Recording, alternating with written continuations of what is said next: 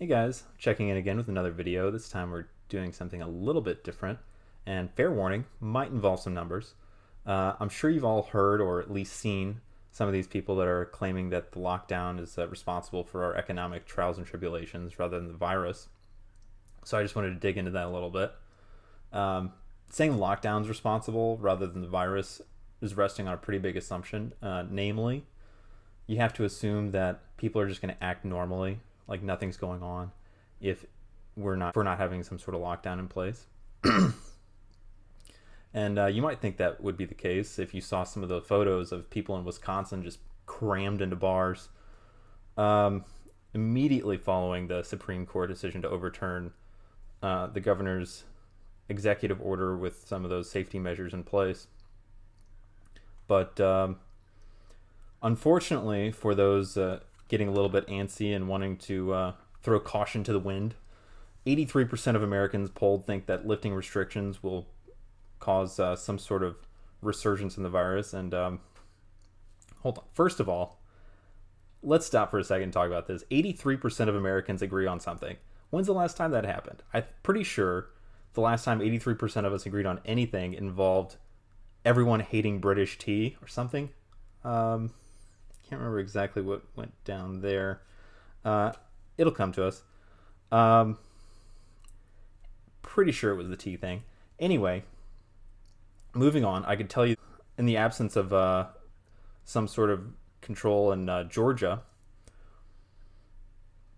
there hasn't really been a big resurgence in economic activity, at least that we've seen from the data.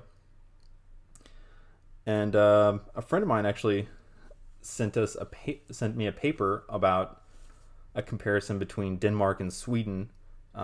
If you haven't been following the Scandinavian lockdown politics closely, which I can't imagine why you wouldn't do that, Denmark and Sweden have pretty widely varying policies. It's kind of a nice natural experiment, as economists like to say. Um, anyway, Sweden has pretty much no uh, lockdown policy in place, while Denmark has a pretty strict one. This is also why Sweden's getting hit pretty hard with the virus right now. Um, they're trying to acquire something called herd immunity, which is kind of outside of my area of expertise to talk about. Essentially, if enough people have immunity from something, they can't. They're not passing it around anymore. But you need to get everyone to have already been exposed to the virus before that happens. Not everyone, but a large portion of the population. Anyway, you should do your own research if you're curious about that. Moving on,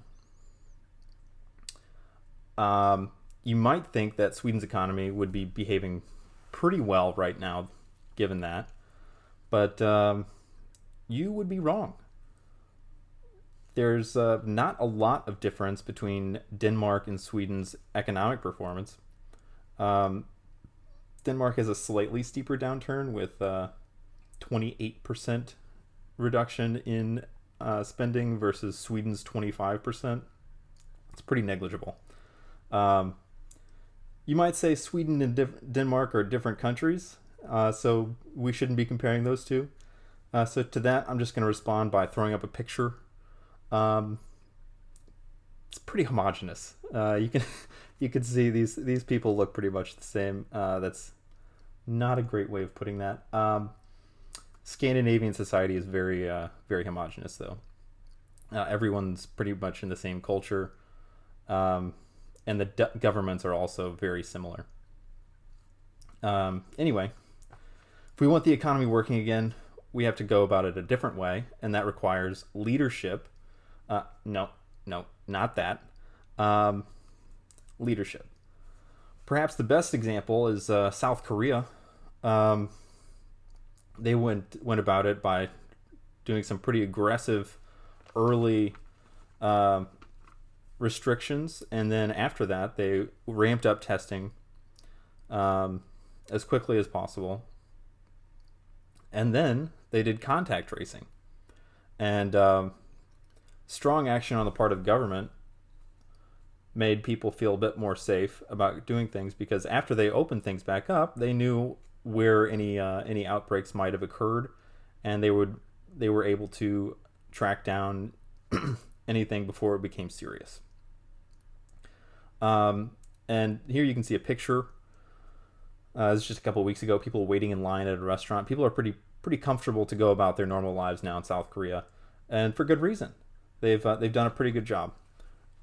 We have, in contrast, seen denial and finger pointing coming from the White House. In the absence of national leadership, our local leaders are going to have to keep a lid on things. It may be too strict of a restriction or not strict enough. It's kind of hard to say for sure. But whatever it is, you can't blame them for our current situation. The lockdown isn't doing it. That lays squarely at the doorstep of the virus, and perhaps a smidge left over for the incredibly cavalier attitude that our president has displayed towards it, at least at the beginning, and even now he's doing some strange things. Anyway, hope you all have a great Memorial Day weekend, and I'll catch you next time.